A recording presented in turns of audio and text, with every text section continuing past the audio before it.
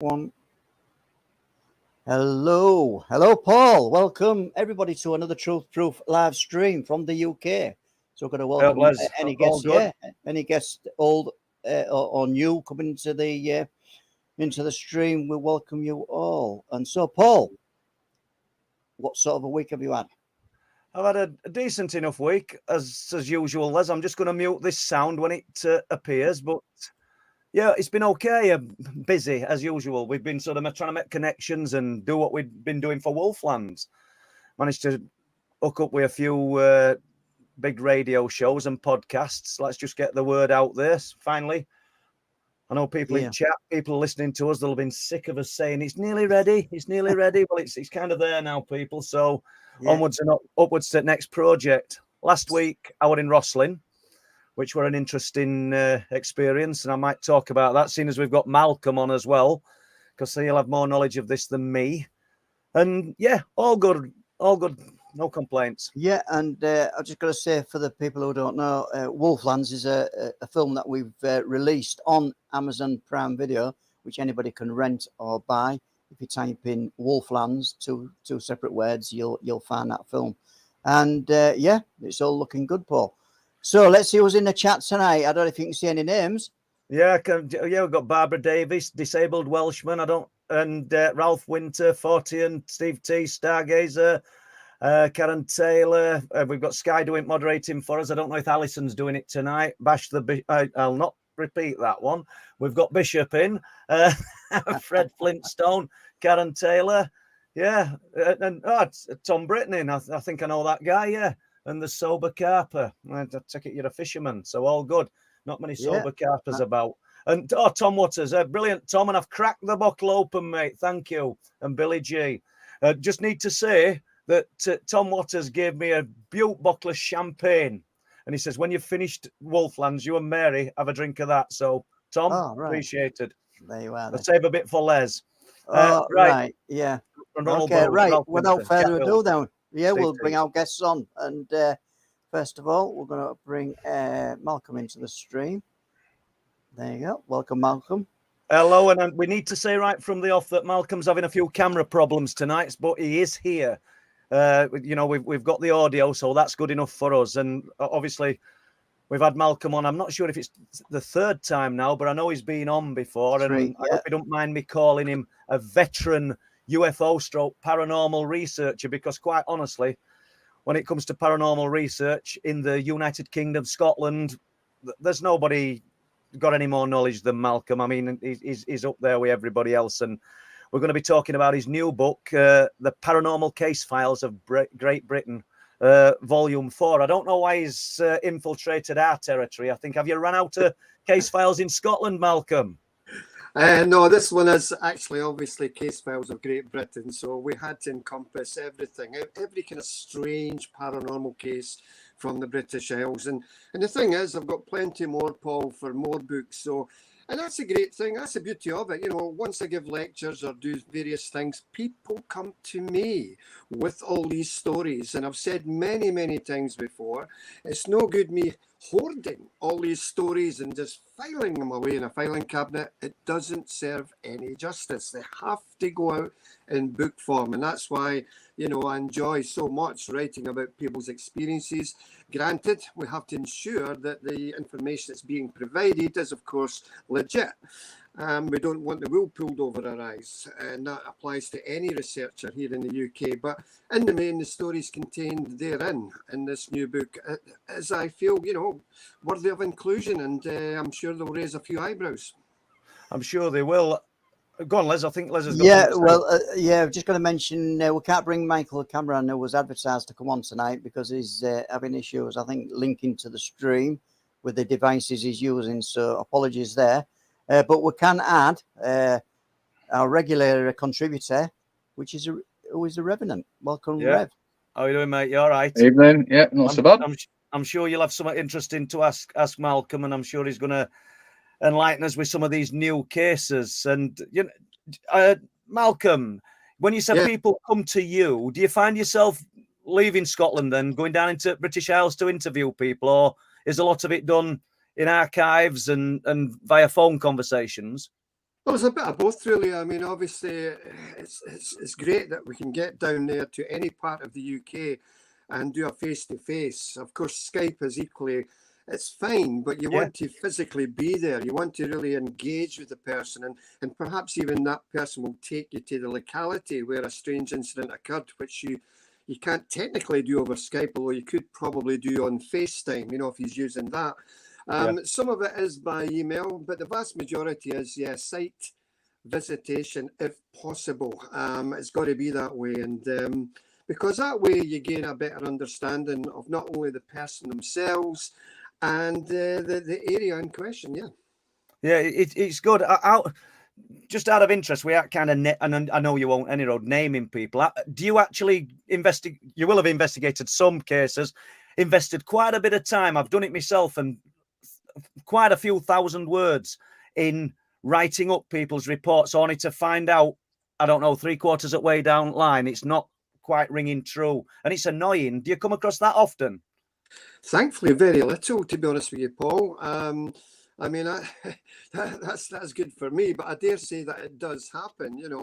The only thing I would say in regards to that is you will find in this book there's a number of cases where people says, Malcolm, I'm more than happy for you to give you my case, but please don't use my name.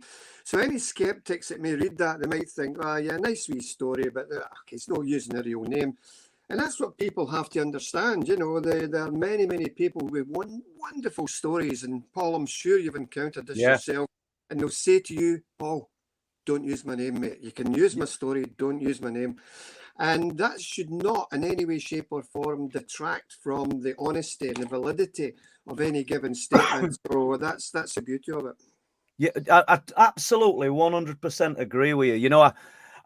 I've got, and I'm sure Rev spoke to people, and Les, Chris Turner, I've got loads of people that said don't use my name, and if I feel comfortable that they're relaying an honest and true story to me, I go with it, because it doesn't bother me. I know it does give the skeptic the edge that, we could be embellishing it. I could have just written a nice little story up and this guy can't use his name, and it's incredible, but people will never know. But I think I can live comfortably with myself.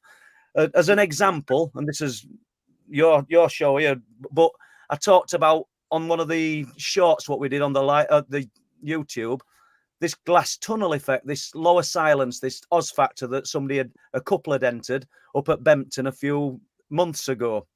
On the strength of that, you'll see a comment in the comments saying I've experienced the same thing. And I spoke to this person today, and he's explained and emailed, and he's explained what he experienced, but said, don't use my name. He's got my word. I won't be using his name because it adds meat to the bone of what we're sort of looking into. So, 100%. Long-winded reply there, Malk. Sorry about that, but... That's okay. But no, it's very, very true. We should still take on board these people with their statements, etc. But let's find out for sure that they are telling the truth. Because, as I said earlier, we don't want that wool pulled over our eyes. We're here to do a job. We're here to uncover mysteries as best we can. And thankfully, a lot of these mysteries are still so engaging. And moving off the bat here, if Nessie was turned out to be a large sturgeon fish or an eel, fine, let's move on. I would be a wee bit disappointed, but let's move on.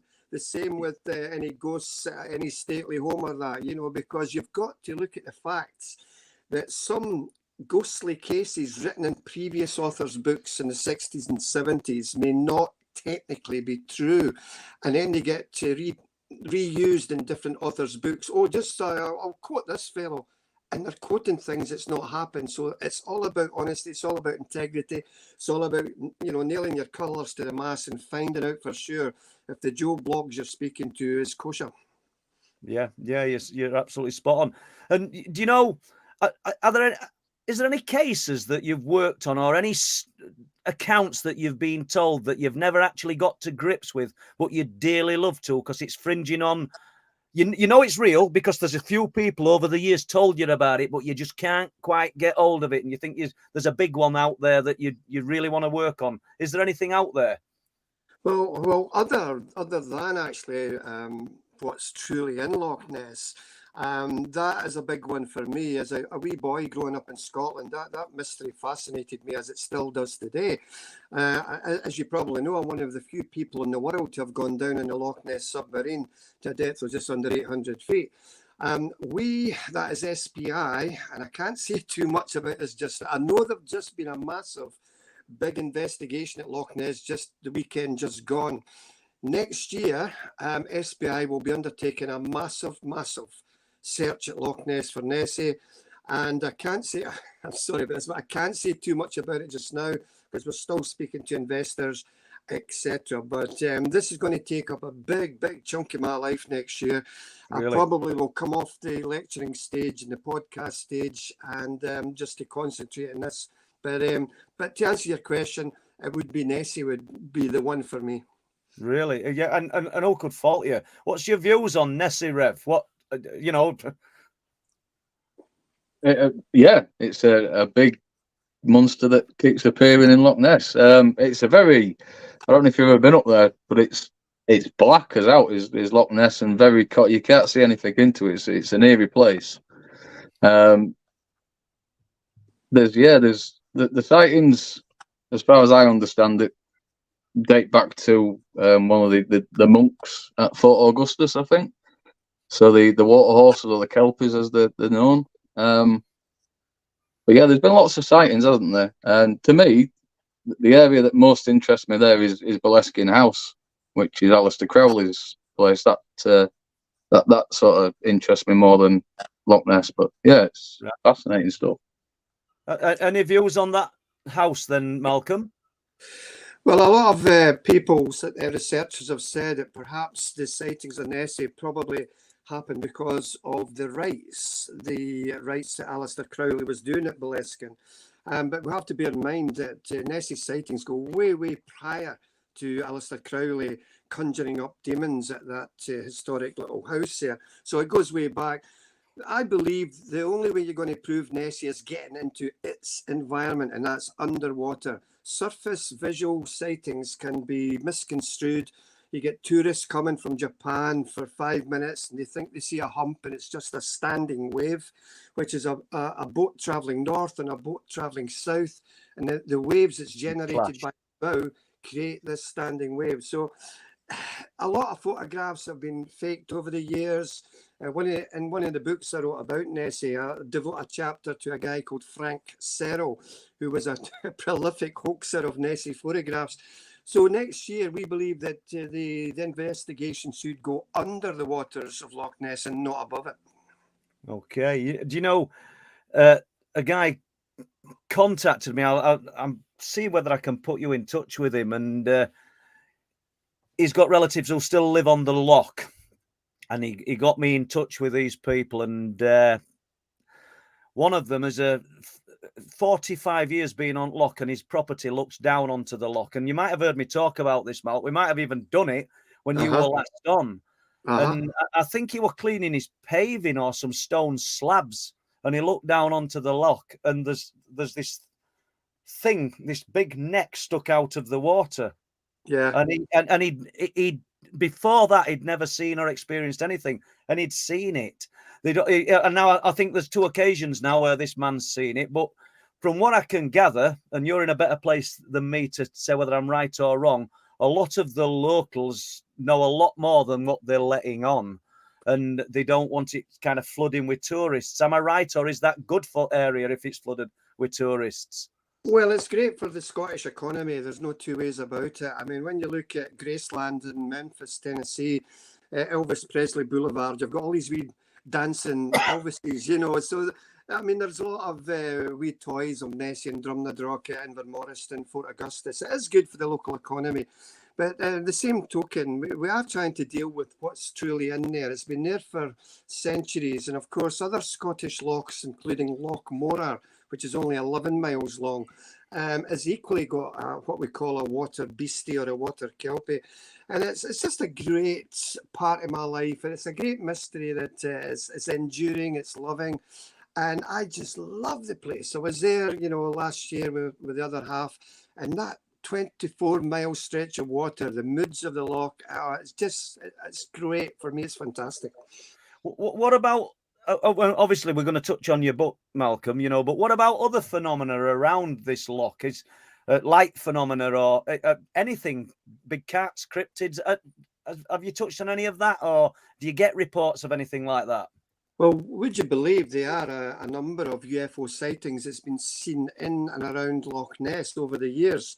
I've had a sighting of my own. That was when I was there interviewing some Americans and Canadians. And I don't know if I said this in your previous show, but for those who are not aware of it, we were at a campsite in Invermorriston, and it was a lovely, lovely night, starry sky. We campfire on the loch shore, just chewing the fat, and then suddenly this lady screamed out, "What the hell is that?" And we all turned and looked in the direction across the loch, and you could see the silhouette of the hills. And dancing above this hill was this ball of white light. And it wasn't a searchlight, it wasn't a car coming up the rise of the road. It was totally independent, jumping about, and then it just screamed off into the sky and was gone, So, and when I interviewed Frank Serrell, excuse me, the Nessie watcher and hoaxer, he took a photograph of a UFO sweeping down over his campsite at Foyers. And when I spoke to him about it, I says, "Look, I need to know more about this, Frank. What's this? Don't say another word. If you say another word, Malcolm, about that UFO, I'm ceasing this interview." And boy, that was it, and he would not speak about it. As far as you asked there about cryptids and things like that, they are allegedly, would you believe, ape-like creatures that's been seen in the Scottish Highlands, maybe not necessarily in close proximity to Loch Ness. And I used to laugh at that, what Bigfoot in Scotland, you're having a laugh.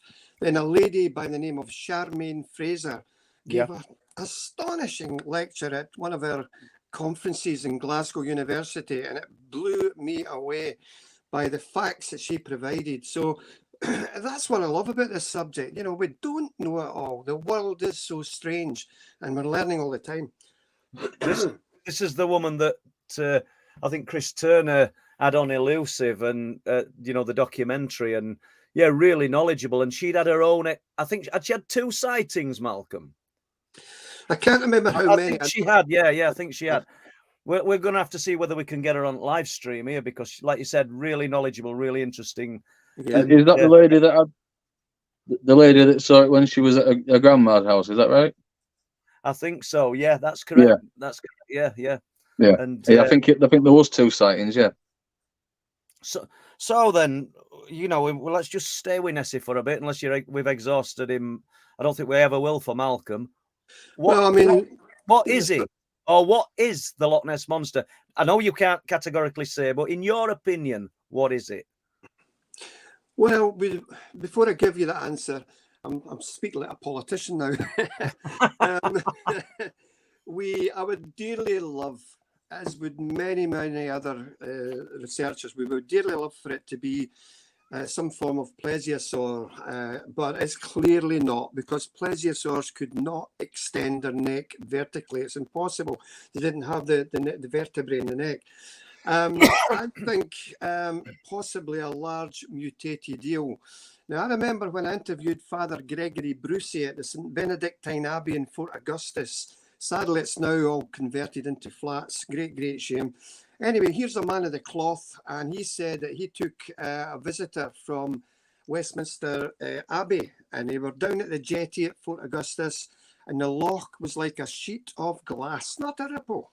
And then suddenly this long tapering neck with a small sheep-like head thrust up from the bowels of Loch Ness and thrashed about for about 3-4 seconds and cascaded back into the loch with plumes of water coming up. So and I interviewed Father Gregory about this, and so Father Gregory says, he said to his companion there that came up from London, he says, "You're up here for a few seconds and you see Nessie, and I've been up here all these years, I've only seen it once, So when I heard that, and when I interviewed the water bailiff, Alex Campbell, he was a man who propelled Nessie into the Inverness Courier and the World's Domain back in 1933 with the sighting of Aldy Mackay. and she saw this commotion in the water, and she claimed she saw like a big whale-like creature. And he was a correspondent for the Inverness Courier. He put it in the paper, and bang, that was it. It went all over the world. So to answer your question, possibly a large mutated eel. Yeah, and obviously, I don't think it'd bother you, would it? Because you'd be answering it, you'd be solving the mystery, wouldn't we? Yeah, but we still need to find out for sure. That's why next year. So what would be required then in type of evidence? Do you think for people to be satisfied? Photograph? People are going to say maybe fake. See film footage or CGI. What would be required in your opinion? And we'll throw that open to everything. UFOs, everything. You've just hit the nail on the head in all categories of the unexplained. CGI, it's so damn easy to conjure up a ghost on a photograph or a piece of video footage. It never used to be, but it's so easy now. But thankfully, as I've said many times before, thankfully, that same technology can unmask any shenanigans and say, well, it's a thin supporting string or a bit of wire or a fishing gut from a tree with a Billy Meyer model of a UFO. So, but yeah, to answer your question, what would conclusively prove that is good? To be honest with you, it's still got to be that video evidence backed up with credible witnesses. But even then, we're fighting a losing battle. You've got so many apps on your phone that can create a wee ghost or a UFO.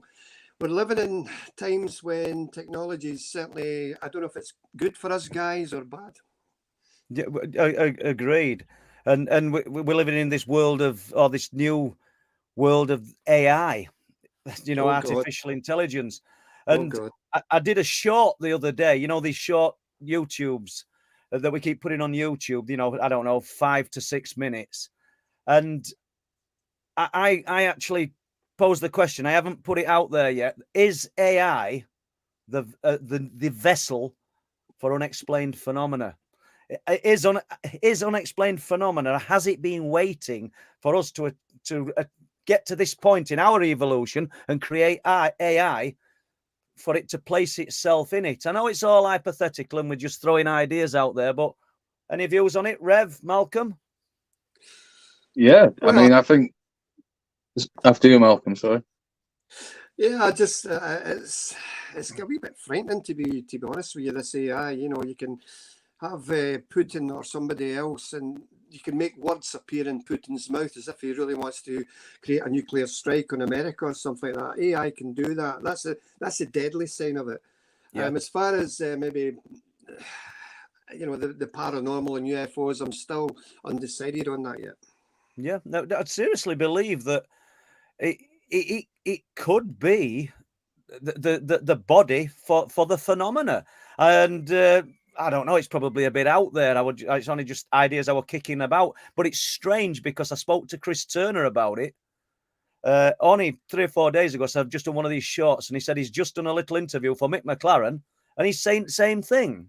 And then I spoke to Rev about it, and he started talking. I mean, I know I'm looking at him now, and he started talking. He says, "I've had an idea," and I went, "Don't tell me. I think I know what it is." And that's how it worked, weren't it? So yeah, let's have your views on this.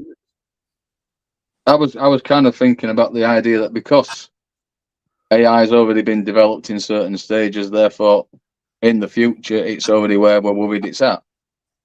So is the reality that we're actually in an AI built world and it's just waiting for us to create stuff so it can then feed off it?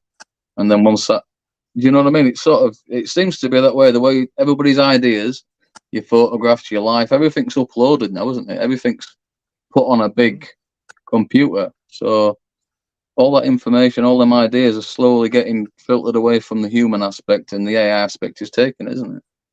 Yeah. So maybe that's what's going on, yeah. And I never thought I'd see it. When I first started working and everything was sort of manual, and obviously long before me it were a lot more manual, but now everything's geared up to getting people away from work. It makes you wonder how world's turning, really. Do you know what I mean? How everything's being produced, because obviously it still is, but machinery? Is machinery going to do everything for us? Are we going to become totally redundant, and then we're going to be relying on the powers that be for kind of handouts? I know this is taking it a little bit away from unexplained phenomena, Malk, and we're going to get to your book, I promise you. But any views, Mal? Well, it's frightening. It's frightening the way AI is going. And I mean, obviously, I'm sure it will have its benefits. Of course it will. But will we live in a world in about 50 to 100 years' time where we are like that? We are subservient. You know, they are these robots. Some of these robots that they're making in Japan right now is quite clever. Will the computers of the future do everybody out of a job? Machines will, you know, we know what happened to British Leyland and stuff like that. The mechanization, everything's changed. You know, will we be losing money? It's all like they don't want cash anymore. So society and life in general is definitely changing. And I just hope it's for the better, but I'm still unsure. I think you hit the nail on the head earlier, and you said it's frightening, because it really is, because we will become redundant and we'll become slaves to the AI. You know, because we'll be absolutely useless without it. You know, that's what it's getting to. And if you look at aliens or what people perceive as aliens, and let's not just think that they're from outer space, you know, alien to everything we know and understand. You look at the body structure of them, and they don't look like there's no muscularity. They don't look like there's nothing there. It's almost as though they're redundant, apart from this great big noggin that that can obviously can contain thought and do things. Is that the stage that these beings have got to? I don't know. Is it a program? Yeah. Is it a program that's, if you take mechanical things as a basis before AI, you need a machine that can build a machine to then build its own machine, right? So it's the same principle with AI. The way it works in reality is where the idea is created, we make it happen as physical beings. So once we put it once a machine's able to replicate itself in a physical form, if it can create the world, i.e. a computer program where everything's stored in a smaller way, then it's able to it just needs to learn how to be creative. And I think that's why loading stuff up onto the internet's maybe not so good, because all our creative thoughts, the only thing it can't get off there is feelings. Yeah. But that's the way it's all sort of edging, and they're trying to push it in the way where they want to be able to hook you up. You know, they want to interact with the physical human, and that's real scary, is that? So yeah, right. That's the direction we weren't going to go, Malk, into. Yeah. Well, yeah, I mean, it's a good direction, honestly. so we'll jump back to the paranormal, the ghosts, because underwater ghosts, Malk. Where are we with that? Yeah, I mean, obviously, I mentioned a number of cases there, and I just felt that if we have ghosts that's seen in the air, i.e. aircraft and what have you, and allegedly submarines, then clearly, if a person dies, the physical, spiritual body of that person must remain, as we do know it remains, in stately homes and houses for a period of time, and then moves on. You know, the very fabric of that person's being is impregnated into the fabric of the building. So it stands to reason that you would imagine that you would have underwater ghosts, and it's a strange concept, not one that I really thought a lot about until the last year or so. And obviously I did some digging on the internet and stuff like that, and yeah, there was a number of cases. The underwater ghost in the deep, it's an aquarium attraction in England, and another wonderful researcher, Mike Covell, gave me some information about that case. And basically it's this big area where it's like you can walk through this area and there's sharks above you, etc. It holds, oh God, just under about 300 million litres of water. It's Europe's deepest viewing tunnel at 30 feet. And this one particular day, this lady called Emma, she was walking through this wee tunnel, looked up, took a photograph, and in the photograph, you can see in my book, it clearly looks like the face of a man. And you could say to yourself, well, how can that possibly be? He's in a tank full of sharks, etc. Now, of course, I don't say in the book, I don't say that, yeah, oh, yes, it's definitely a ghost. Yes, absolutely. No, it's not. Because as human beings, our brain is hardwired to make sense out of nonsense, And a lot of photographs that get sent to our society, it's all pareidolia or simulacrum. And that's like I've said before, you can look into the sky and see a face, or you could see a shape of a horse, etc. So maybe, just maybe, the movement of the water at that particular time created this illusion of a face. But it's very, very convincing. And I had to put that in the book to warn people off. Don't believe all you see. And so that was quite interesting as well. But they're also for the Black Sea. There was a chap called Borikov. He was diving in the Black Sea back in 1996. Now, what he claims he saw was quite bizarre, because roughly about 8 meters down, as he was ascending back up to the surface, he claimed, now these are not specifically ghosts as such, but he claimed he saw some type of humanoid creatures. He described them as milky white in colour, they were just over 9 feet in length. They had human-like faces, and also they had bulging frog-like eyes. Now, again, very unusual. You don't get that type of account more or less anywhere else, as far as I'm led to believe. I also looked through the book at a lagoon of ghosts in Southeast Asia called Truck Lagoon. We look at the Andrea Doria. It's a haunted cruise ship as well, where people have seen a lot of ghosts under the water. When they've been diving down to that shipwreck, they claim that these ghosts, these spirits of these people who sadly lost their lives in the sinking of that ship, are swimming up towards them. And it's something that I feel that researchers should be more looking at, because we don't have a great many tales of this, and that's why it was important to register that in the book. Yeah, do you know, and obviously we haven't got a lot of stories about it, Mal, because it's out at sea or on large bodies of water. So, but I do agree, it's worth looking at. There's a guy in Bridlington who used to work on cruise ships as a musician, and I'll speak to him and see whether I can give his name out and give you more details. But there was one cabin on a particular cruise ship where apparently, and it weren't a ghost, they used to see white or cream-coloured alien beings just in one cabin, and not in the tourist type cabins, the staff and the working people. So I'll get some more details on that. But there's also, and I know I've got a friend who's been a professional diver and worked on rigs, and I've got some stories of, you brought it to mind then, of divers working off rigs in North Sea, seeing alien beings underwater. And it's so strange. I hope I've not got some kind of memory impairment, but you've just sparked that with me, Mal, because it's one that I were going to follow up and I haven't done. And I've had that bit of information quite a long time now. And it intrigued me when I was first told it, because they'd seen lights, spheres of lights under the water, and beings. And when they've surfaced and spoke about it, they've been told to keep quiet about it. But I need to chase this up. And there's a guy I know that I can talk to, and I think I've got where the information came from. So, yeah, it's out there, isn't it? And when you think about it, in great vastness of everything, people see UFOs, cryptid sightings, light form phenomena, and that's few and far between in grand scheme of things. So the chances of encountering this stuff underwater, 2 or 3 lonely men working on some seabed doing some work, it's fascinating concept, isn't it? It's frightening.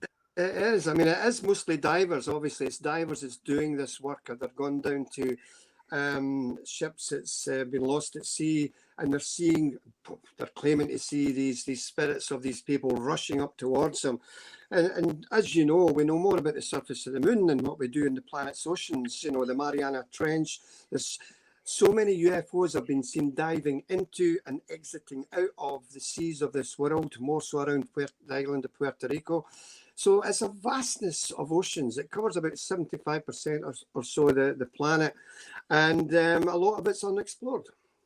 Too right, yeah, and myself and Bob Brown, and I don't know if Bob's in chat, but not that it matters, but he might have commented, but we got pictures of lights under the sea off East Yorkshire coast. Yes. We know 3 of everything's going to form a triangle unless it's one behind the other. But, you know, it looked like a perfect triangle of lights under the sea. We've got reports from anglers fishing up and down the coast of seeing lights under the sea. I mean, I'm not saying they're ghosts or not some bioluminescence that we've yet to discover. You know, I mean, you're same as me, Mal. Reverend is the same as me. We're all open to the fact that there could be perfectly logical explanations for a lot of this, you know. They usually are, and the vast majority of any given unexplained event, it's normally a kosher answer. It's sitting there, but that's the beauty of it. It's not them all, and if that was the case, then I wouldn't be here. It's that small 5% that keeps myself, you, and the Reverend involved in this subject, because we need to know more. Man's an inquisitive beast. We want to know what's hiding in our backyards. It's hiding in the forests, and it's hiding under the waters near Bempton. Well, yeah, you're too right. I mean, and look, where you're based, you know, we don't have to get exact location, Rev, but there's been a few sightings of alien type beings, aren't there? Yeah. Sort of over on Ilkley there's the famous Ilkley alien. Well, I think he was a former copper that had moved up from London, and he decided to take a walk across to his father-in-law's house, and he snapped this photograph of this alien waving to him. I think it then came out that he had past life regressions and he had hypnosis or whatever, and it turned out he'd been taken up on the ship and was shown 2 films or 3 films, and he couldn't speak about the last film, but basically we need to change his ways of what he said. Yeah. So that's that quite big story. But there's lots of different light forms that I've seen personally, and lots of cat sightings. They're quite regular around here. Yeah, flies, lots of them. I saw it. Yeah. Yeah, but yeah, it's there's lots going on. Lots of paranormal stuff as well. There's some strange paranormal sort of shadows and unexplained stuff like that. So there's quite a lot happening. Yeah, well, jump into the shadows, and not Cliff Richard and his team. That house we stayed in next to Rosslyn last week. Yeah. I weren't frightened. You know, I've been frightened by things. I'm not the kind of person who doesn't get frightened, but I weren't. But my son-in-law, whatever was there, frightened him. It really unnerved him. And during the night, Jessica claims that she heard like ancestral singing. She could hear singing on the landing. Mary got up to use the bathroom and said a shadow walked across. This is the woman I've been married to for 41 years who's got next to no experiences to retell of anything apart from what happened when we first moved into this house. You know, so it was a strange one. I didn't experience anything, but it's probably a property that you want to start having a little bit of a looking at, Malcolm, because 1660, so it's got some age to it. Right next to the chapel, literally, the wall divides the house and the chapel, and we know the sort of, I don't know, the mystery of Rosslyn Chapel and the stories that are attached to that. And when I looked at the visitor book, which is obviously it's there for everybody to look at, I'm not sure how long it's been open for people to stay in this property, but since 2019, it's not got no more than 40 entries from different people. And I think there's 7 talking about ghostly goings on from different people over in that period. I laid in bed and I woke up in the night and I can see what looks like a door that's opened in the ceiling. And I'm paralyzed and I'm absolutely frightened to death. Has anyone seen the imp devil in the room? You know, another one, you know, so I went to Rosslyn looking for other things, looking about, you know, our family history and things. And then we ended up in a house with no idea that had got lots of activity. So it's fascinating. Absolutely. Have you got any accounts or stories from around Rosslyn, Malk?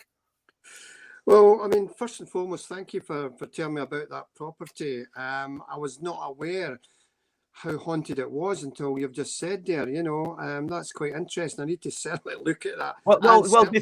Before we jump in case you have got something to tell us, I'll just go on a little bit further then.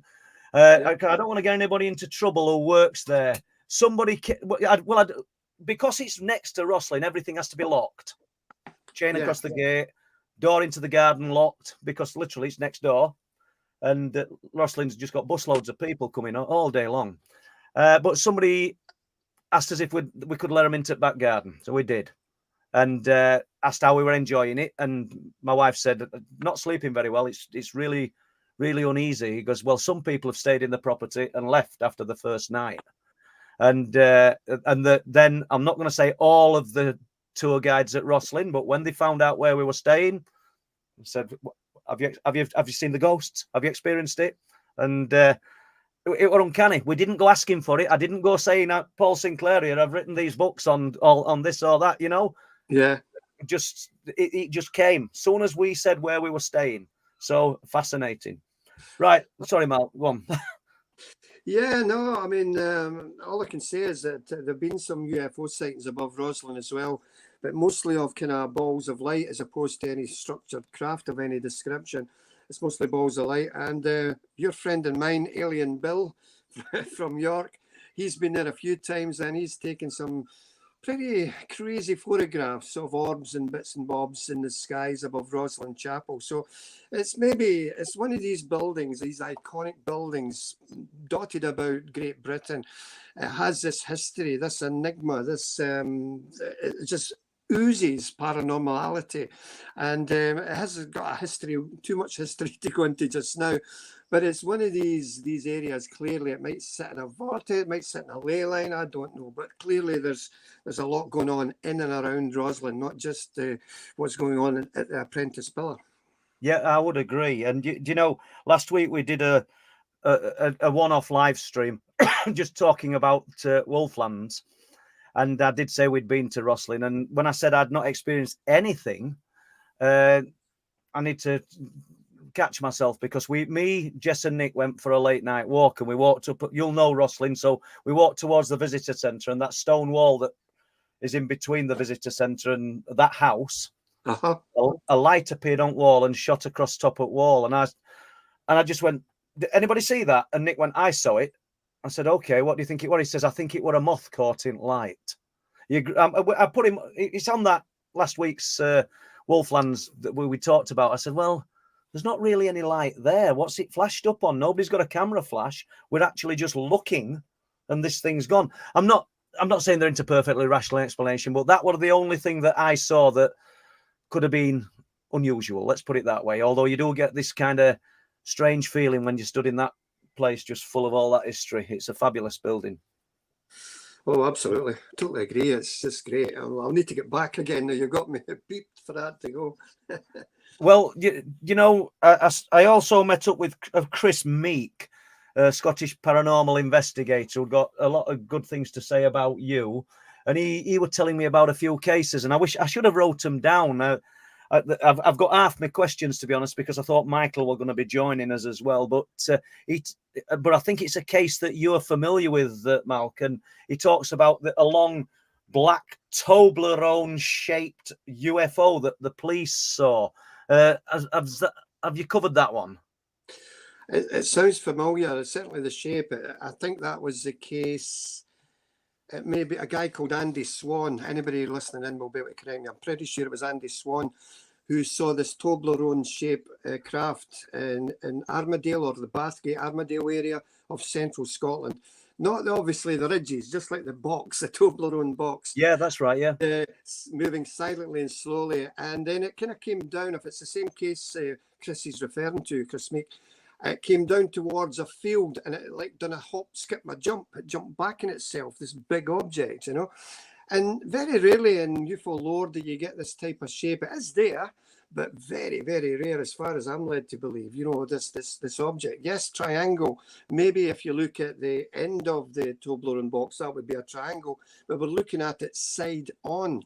and it was a triangle. It was a Toblerone shape, so it's an unusual shape, but that's the beauty of ufology. There's so many strange objects in the sky. The vast majority, I should state to the listeners and viewers, is our own technology. The vast majority, but not them all. Not them all. No, it's fascinating one. He did say that from what he'd been told, when it came in, it moved out the same way as it came in. It just moved backwards. It didn't turn round and went the same way. And the police arrived, and they knew where it had been, basically, because one of the police officers went over into the field and put a cone down where it had been in the field, implying that they'd seen it as they're approaching. But as I say, perhaps we need to get Chris on, and he can go into detail, because I want to cover some of these things in your new book. But just before we leave the ghosts, the water ghosts, what about Loch Ness? Could it be a ghost? Well, some people have said, and there's so many theories about a whole range of phenomena, and some people have said that perhaps what is in Loch Ness is what's known as a tulpa. In other words, a kind of thought form. So you have all these people from all over the world maybe thinking about Nessie, thinking about what's in there, thinking is it a plesiosaur, thinking is it this. Maybe, and this is as crazy as it gets, maybe this generated thought, worldwide thought, has created this image. I don't necessarily go along with that, but who knows? Is it some form of tulpa? This creature is. We know that a Canadian group called, I think it's SORAT, SORAT, I think, they sat in a room, tried to conjure up this. They gave this imaginary ghost a name called Philip, and they dressed him up. He was a cavalier and this, and that, and the other, and they kept demanding it. This imaginary spirit would make an appearance, and he didn't for a while, and then he did. This guy came through, Philip, so they conjured up this tulpa. Is it what's in Loch Ness? Is people just saying what they want to believe? I don't know. It's very, very strange.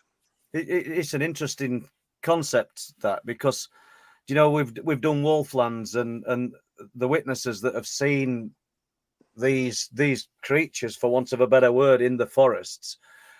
These places have got a history of those kind of sightings, but not necessarily. And Danes Dyke's got a history of that kind of sighting, but not necessarily the cliff tops of Bempton. And what you've just said is, I've actually thought it myself, because the people that have come forward are unrelated to one another, yet they're seeing them, and I've not really heard any accounts on those cliff tops. We hear about the dogs that on the cliff tops and lonely places on the North Yorkshire coastline with flaming red eyes, but I've not heard any accounts of what people would describe as a werewolf, should we say? Yet we're getting them, and like you've just said, the thought form, it kind of makes you wonder. As crazy as that idea might be, is something conjured? Is something being created? Any views on that, Rev?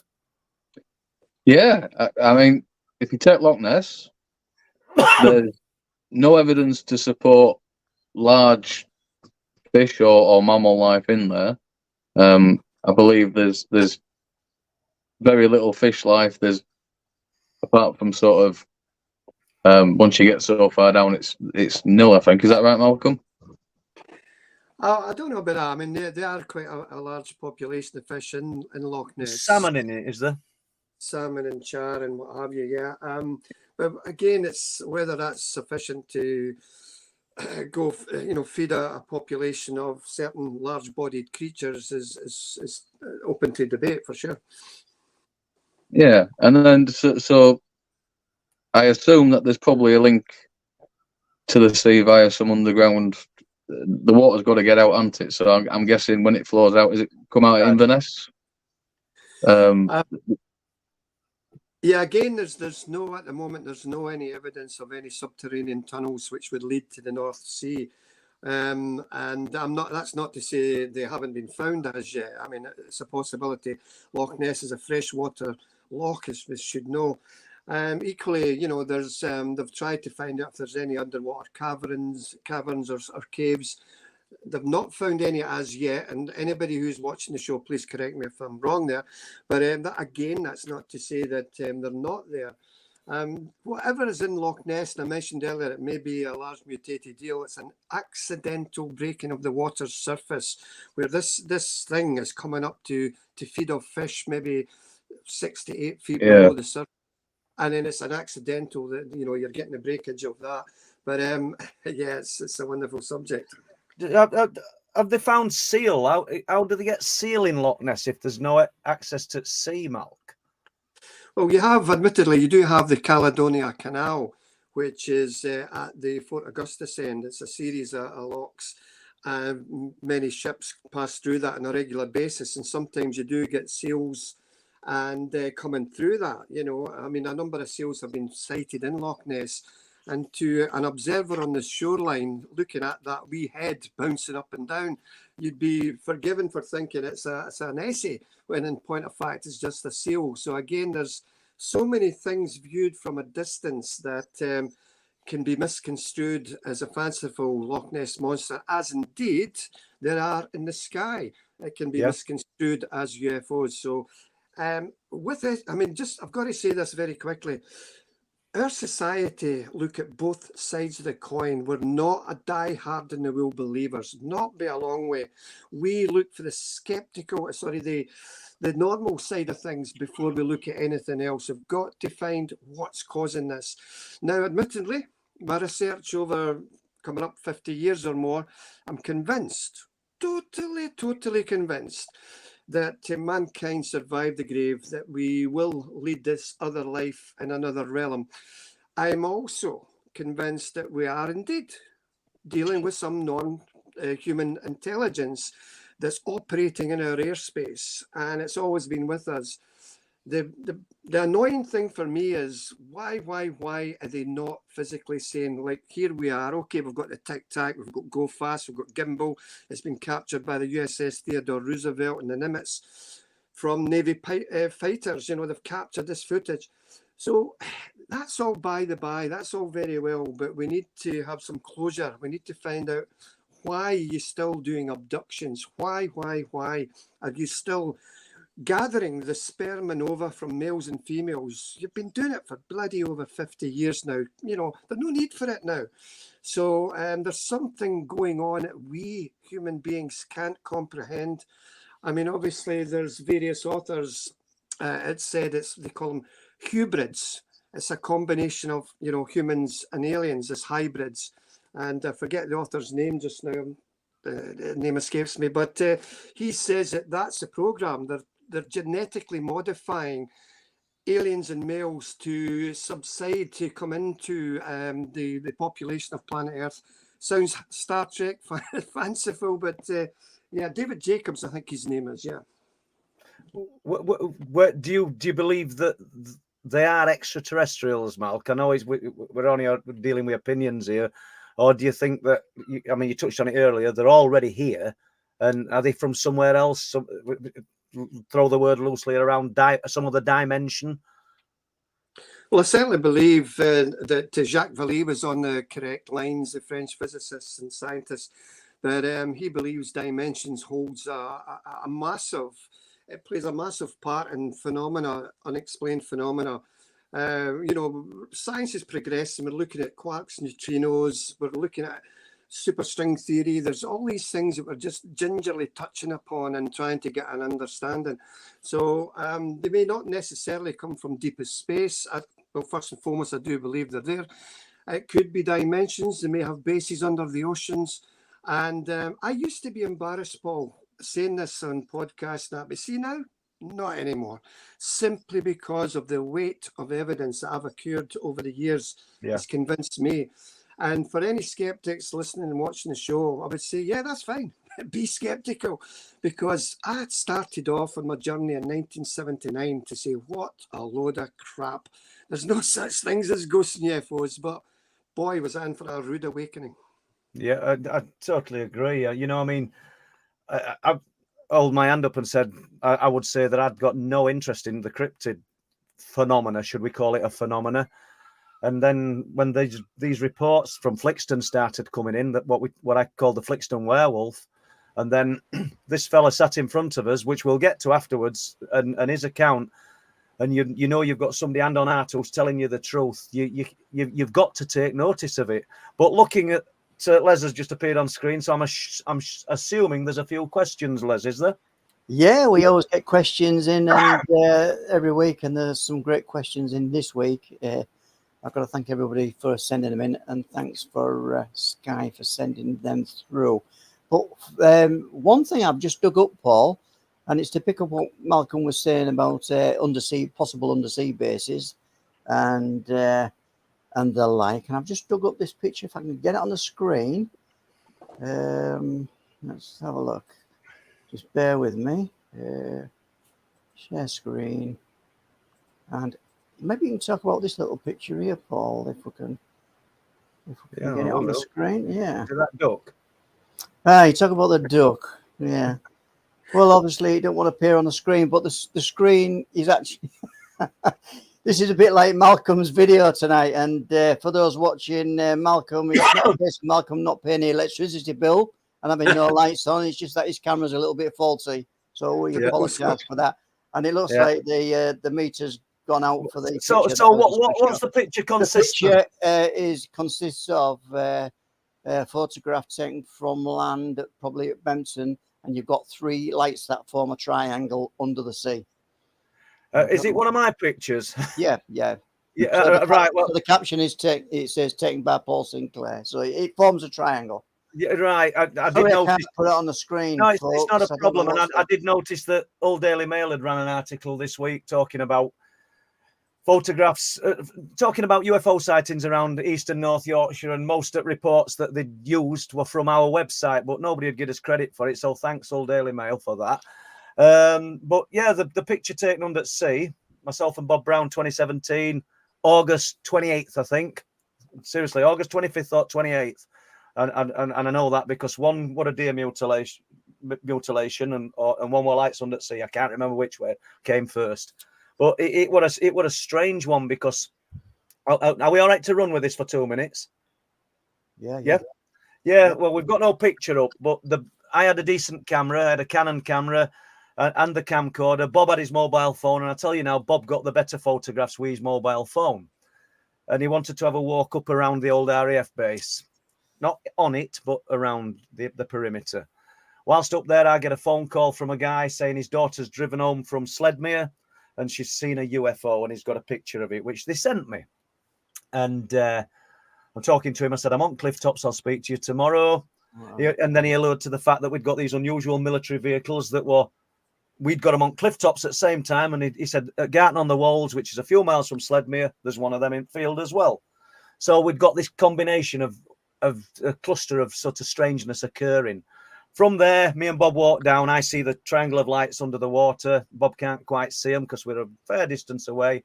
I go running down onto the platform, take me pictures. He arrives later, takes his pictures. Same night, we both look round. It's not even dark. We're not took these pictures in the darkness. And I always liken it, try to give analogies that people can relate to. A container, big lorry Arctic container. It just looked like one of them lit up on the cliff face in red. Don't know how that works. And as me and Bob have said, if we'd have both turned round and one of us had blinked, one of us had missed it. It was that quick. So all that took place. So I've just rambled on there about a picture that we haven't seen, people. So next question, Les. Unless anybody's got any views on that. No. Well, the lights. The lights. Yeah, I think there's definite connection between the military vehicles and the lights.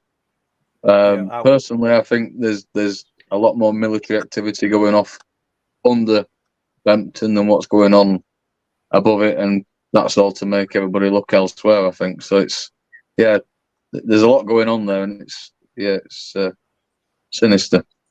Yep. Les is still trying to get this picture up, aren't you, Les? I think I'd give up on it, mate. The software's flaking out on us tonight. Right, no, I'll carry on with some questions then. But fascinating all to see, I think, about undersea bases possible. Well, let's give you 5 minutes, Mal. You didn't have to talk. It's all good. Yeah, you can sip on your shorts or your beer there, Malcolm, couldn't you? I'll put another shilling in the meter. Another shilling in the meter, yeah. Okay, so I've got the sober carpet. And has Malcolm ever investigated a strange... I'll put it on the screen so you can read it as well. Has Malcolm ever investigated a strange phenomena case which is linked with a UFO or cryptid account, suggesting that all types of cases are linked or originate from the same source? Well, surprisingly, I have. Not so much with a cryptid, and I don't know if I've mentioned this on your show before, Paul, but I was dealing with a case down in Devon, in England, and this lady had bothered with a lot of UFO activity above her farmhouse, and we were interviewing her in her room, in her living room, and she was talking away. It was all really nice, and then she stopped. I says, "Carry on." "Oh no, it's okay. I don't want to mention that." No. Anything you tell us, it can be important, so don't leave anything out, or you'll just laugh at me. "I won't laugh at you. Talk to me." So, long story short, she said that she woke up of an evening, probably early hours of the morning, she'd say, about 2:30, 3 o'clock. She says, "Malcolm, I was not sleeping. I can assure you, my husband was lying next to me. I was wide up. Okay, we just lost Malk for a minute.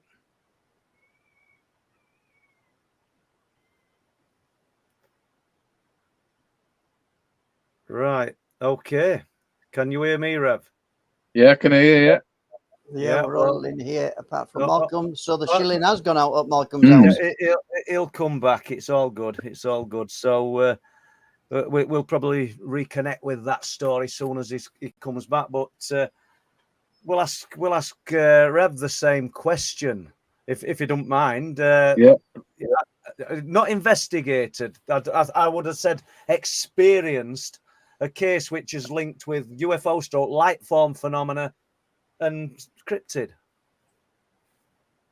Personally, with my own experiences, I never considered them connected until the last couple of years. And I never really thought about them much until I started speaking with you. So, yeah, I feel like, for instance, the sea ghosts, are they what we had as mermaids? Is it the same thing? There's all these connections, like we talked about with the religion and the alien thing. It's just how people perceive stuff from how they've been brought up.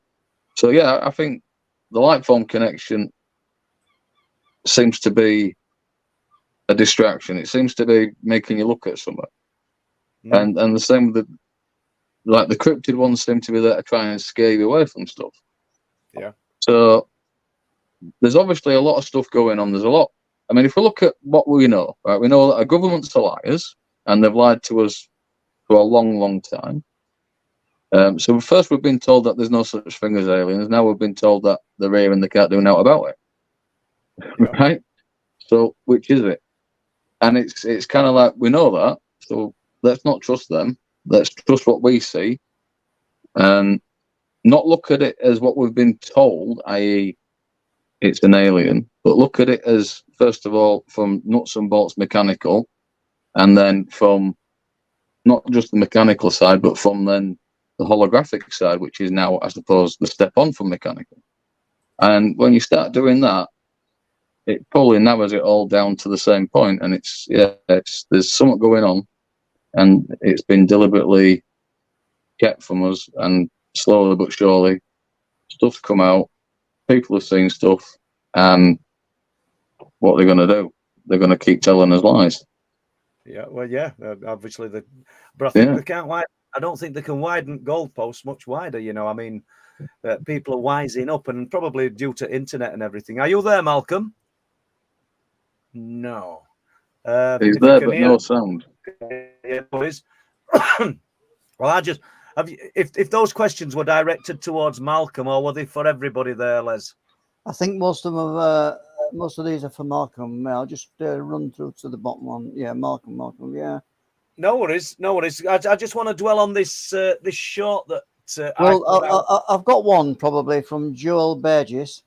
Okay. Welcome to the show, Joel. And I think if you read this the same as me, he's asking: is it possible that the British Isles and Doggerland is Atlantis? And maybe that's what he's asking. Who could say, Joel? I mean, there's obviously been habitation there. I don't know. Is it in the Mesolithic period? I'm not actually sure. Is that 8 to 12,000 years ago? Somebody's going to correct me. I mean, I think that trawlers and fishermen trawl up artifacts and bones of mammals. I've lost my sound. I've just seen the message from Malk. So if you can hear us, Malk, we realise that, and there's no what you can do about it, mate. We understand, and it's not to worry. We can try it another time. Yeah, so they do troll things up, but do they troll artifacts of a previous civilization? Unless it's been hidden from us, no, I don't think they do. It seems to be the artifacts that come up a lot of Holland.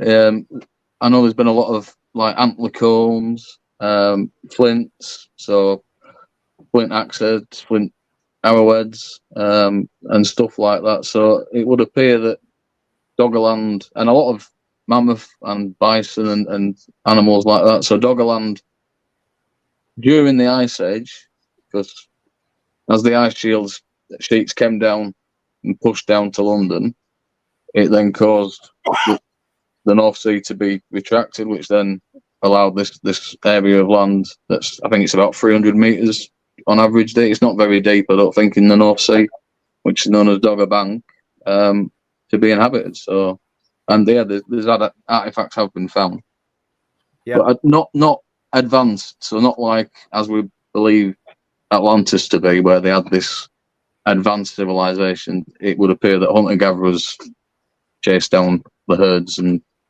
got caught out. Yeah, followed the migratory route of the travelling animals, didn't they? Yes. So yeah, to answer that, Joel, obviously I'm not an expert on this, but I don't think it's Atlantis myself, mate. But yeah, well, there you go. Joel, yeah, thanks for that, guys. Joel Burgess has got another question in, and it's relation back to the AI again. And if there are no feeling of empathy from the AI, then the AI will be a threat to us humans. That's what Malcolm was alluding to. Once and see really that it could be a big threat to humans. So, but ultimately, we're still in charge at the moment.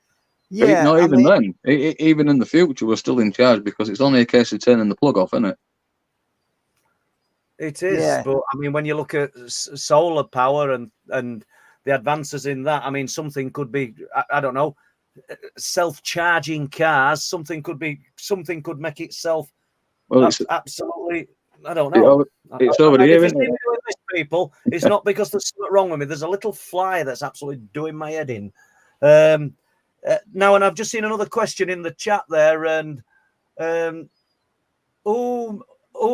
what do you think made the growl while filming Wolflands? You claimed you heard. Well, it was Les that heard the growl while me and Rev were talking. It was actually two of us. Wright. It was me and Chris Wright. Yeah. Go on then, Les. And it was it was the deepest growl, and it was a growl, as you know, as in the word growl. And yeah, it was. I mean, when you just stood there in the middle of the night and this just comes along, who knows what it was? But yeah, we was scouting around as you.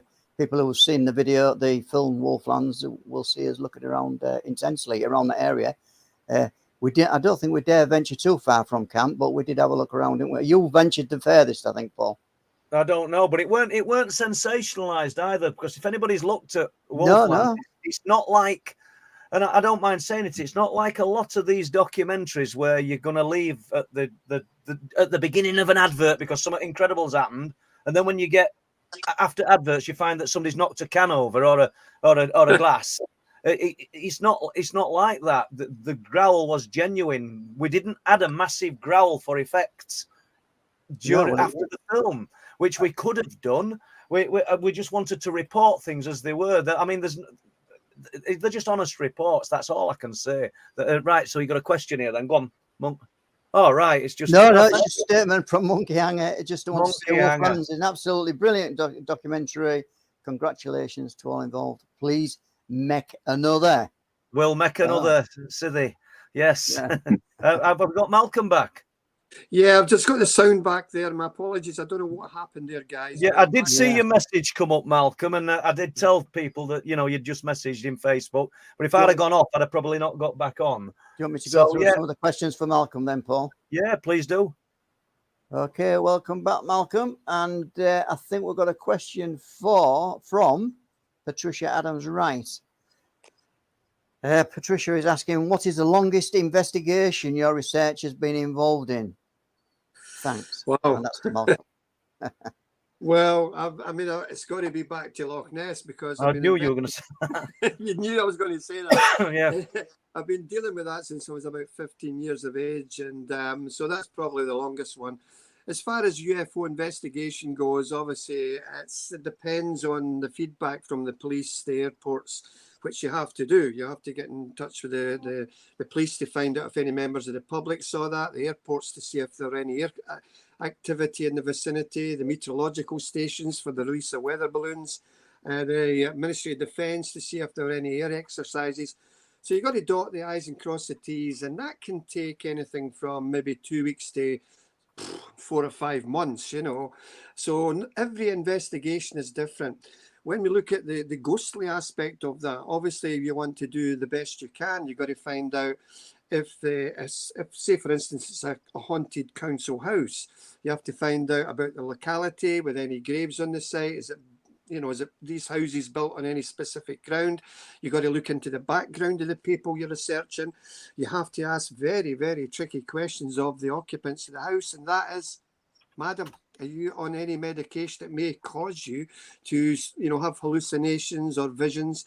These are not questions we ask lightly. It's got to be asked, because if the skeptic said, Malcolm, did you check if they were on medication? And we say no, you're falling foul of proper research.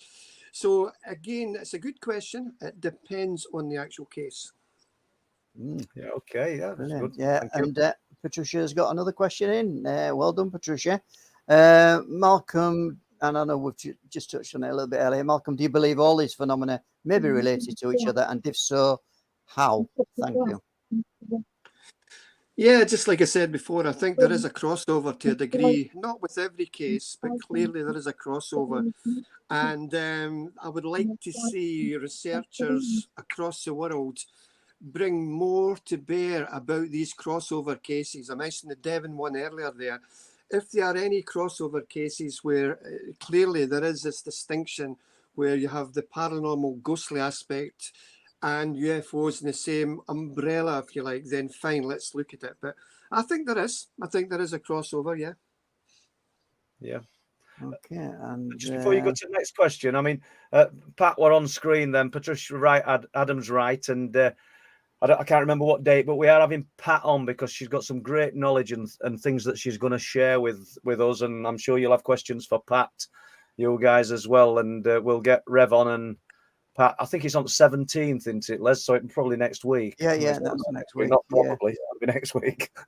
Okay, so I think there's another question from Lee Roscoe, and I think you touched on it earlier, Malcolm.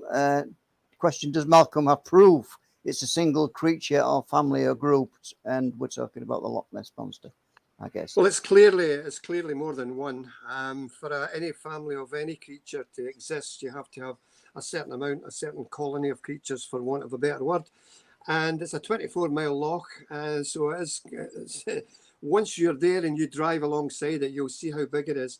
So yeah, there is more than one. But again, much as I hate to say it, I do think it's this mutated eel. We'd love it to be a plesiosaur, like I said, but it's certainly not that for sure. A mutated eel. I mean, it's going to be some eel, that, Malcolm, isn't it? It's, and you're probably right. I mean, you've got your finger on the pulse up there more than, or as much as anybody, but that would be some incredible beast to catch, wouldn't it? To give you an idea of size, way back in 1987, they had Operation Deep Scan. Now, that was a flotilla of several boats. It was traversing the loch up and down for about 2 or 3 days. Now, they were one side of the loch to the other side of the loch in a line. They had the most sophisticated sonar of its day in 1987. And as they swept the loch with this sophisticated sonar, they managed to get about half a dozen strange returns on the sonar screens. Now, these are qualified people. They knew that it wasn't, any side scan problems. It wasn't any debris in the loch, because these objects that was picked up by sonar was about 15 feet long. And so this was not a group shoal of fish. It wasn't a problem with the mechanics of the sonar, so to speak. It was clearly an object under the water. And when they went back the way, one of the boats went back the way to see if it can trace it, it was completely gone. So it's certainly for size, yes, it's clearly about that easy. Yeah, we still haven't got to this book yet, have we? The book, volume 4.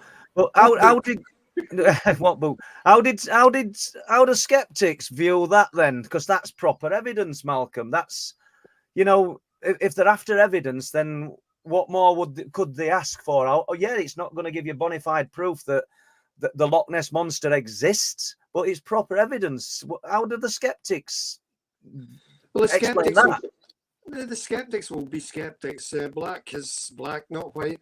They'll come away and say that it was some problems with the equipment. It was given false readings. They say that with the radar sightings with UFOs. It was just weather conditions and etc. causing the blip on the screen. And whilst that may be true to some degree in some respects, it's certainly not all. And this is why, as I said earlier in the show, that next year at Loch Ness we will be underwater and we'll be looking for it. Oh, you're gone again, Mal. I'm still here. Oh, all right. Yeah. You'll be underwater. Yeah, all good. So, right. Let's jump to the book then and have give us a breakdown of what people can expect when they purchase this amazing book that you've just written, volume 4, when you're coming into England, pinching all our accounts. I'm only joking. Yes, so otherwise he's going to go off there. No. It's a combination, of course, of many ghostly stories. And because it is Paranormal Case Files of Great Britain, obviously we have to look at England and Wales and obviously parts of Northern Ireland. So they come from all over. They come from all over Great Britain. And I'm going to give you a couple of quick for instances just to whet the viewers' appetite. So a lovely guy by the name of Alien Bill Rourke from York. He and I was at the Freedom Centre in Hull in Yorkshire for the Outer Limits conference done by Chris. Now, this is what Bill said to me. He went to the toilet and nobody was in. Nobody was in the toilet and he was drying his hands at the hand dryer. Then suddenly he heard a voice, a gravelly old man's voice right next to his ear. And this voice said, "You all right, mate?" And he turned around and he went, "What the bloody hell?" And nobody was there. And he checked all the toilets, he went into, nobody was there behind any doors. And then he came back to the auditorium. And incredibly, I was actually on the stage talking about the Socky poltergeist, would you believe? But this is what happened. So imagine the scene.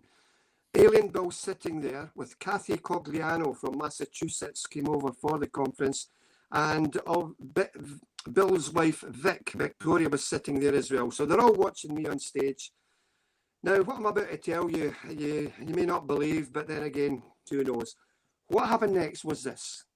A floating arm from fingertips to the elbow suddenly appeared in front of them and slowly moved from right to left, around about knee height. They're sitting down, of course, and they were astonished. They could not believe what they're looking at. This arm, just floating arm moving there. And I spoke to Bill and I've spoke to Kathy, and he says, "Malcolm, I swear to God, that was there." And then suddenly it just disappeared. Now, Bill and Kathy saw this, but Bill's wife, Vic, didn't. She said that she was looking at this ball of light in the auditorium prior to that happening. So this is what's amazing about all these ghostly sightings. You don't always have the full-bodied apparition. You can have bodily parts appearing, photographs, a hand, a shoulder, fingers. But to see that, and it just tapered off at the elbow, guys, it just like it got a bit fuzzy at the elbow. Now, it wasn't a bare arm, it was a clothed arm in a kind of like a dark suit type of thing. Another case that Alien Bill told us is when it happened way back in September, 3 years ago, 2020. He had just left the Lysander Arms. It was a pub in Rockcliffe near York, and he was cycling back. Now, this is a big story. I won't go into it too much, but he had a UFO experience that night as well, which kind of confused him. He was cycling back to home in the pouring rain, and then suddenly he found himself in this little lane with trees on the left and trees on the right, and he went, how the hell did I get here? What's going on here? And Bill knows that area like the back of his hand, but here he was in this area where he just didn't know where it was. And then the rain is lashing down, and then suddenly he became aware of this figure, of this lady in a big black cloak at the far end of this lane. She wasn't walking, she was gliding up the lane. And he went, well, this is very peculiar. What's going on here? So what he did was he got his bicycle light and he shone it under the hood of this lady. And there were nothing there. It was just blackness. Not a face, nothing. And she wasn't walking, as I said. So if somebody was walking, you would see the shoulders raising up and down. And she just walked past him, and he decided he's got to take a photograph. So as he reached for his camera and took it up, she just melted away. She just disappeared at the end of the lane. And he says, Malcolm, I saw that. And I believe him. Alien Bill's that type of guy. He seems like a focus for things to happen, like a battery. You know, if you don't put petrol in a car or diesel, it's not going to go. And I think Bill is one of these guys who just attracts this type of phenomenon. That were going to be one of my questions, or something I were going to pick up on. Did you think Bill evoked that? But I'd like to go back to that, the arm, and that they perceived that they'd seen floating, and then alien Bill's wife saw a sphere of light. Yes. And you just happen to be at a UFO conference, and this is me not. I've got no views on this either way. I've met Bill, and he's a really genuine guy. I've met him. I've seen the photographs that he takes. So I'm there with you, Mal. He's highly unusual, and how he captures these photographs, God knows, because we've all got similar cameras, yet they appear for Bill. And if anybody's got the chance to see these photographs, might be worth having Bill on. I don't know whether he could talk about them for 2 hours, and that's no disrespect. Oh, yeah. Well, there you go. So it might be worth having Bill on and go through some of these photographs. But do you think Bill was the catalyst that evoked that day? I certainly do. And it's like certain psychic mediums, you know, some people are really gifted at receiving spirit. And it's like these old radios prior to DAB radios. You had to turn the dial from radio 1 to radio 2. And as you're turning the dial, you get all the different frequencies, ding, ding, ding. And then suddenly, bang, you've got radio 2. And that's how I mean by some psychics are just like a finely tuned radio. They are receiving spirit. Not everybody can do it. I guess you could train to do it. Getting back to Bill, yes, certainly he is that type of guy. And having said that, people who know me know that I don't suffer fools gladly. Some people send me photographs that appear to show orbs, and people know me know that I say all the time the vast majority are dust molecules, dust particles, people walking through dusty corridors. And as soon as a flash hits that, bang, they've disturbed these molecules on the floor, and bright flash. Now, it's sometimes people see them genuinely, and what I mean by that is they'll suddenly see an orb appear. I know people have done that. They'll see it appear in the room, and they'll trace it from left to right, and they go, well, that's not a dust molecule. That's not something in the moonlight or anything like that. This is clearly different. So again, there is a phenomena associated with some certain types of orbs. I would agree. Have you any views on that before we just move on, Rev? About the orbs, and from my personal experience, in my bedroom at my mum's, I used to have a wardrobe that had a glass panel on it, mirrored panel on it, and I'd lay there in bed, and these orbs would it'd be like a highway. It was just orbs almost flying in and out of this mirror that I used to have in my bedroom. So that's the main personal experience for that. But I've seen lots of orbs when I've been out and about in places. Our lass's parents' house, she like dived out the way one night because this black orb the size of a cannonball came at her. But yeah, it's sometimes when photographs are taken of orbs, there's quite often faces that seem to appear in them. So I don't know if it's used as a vessel to travel here, there, and everywhere, whatever they're using. But yeah, there's a lot of energy within them.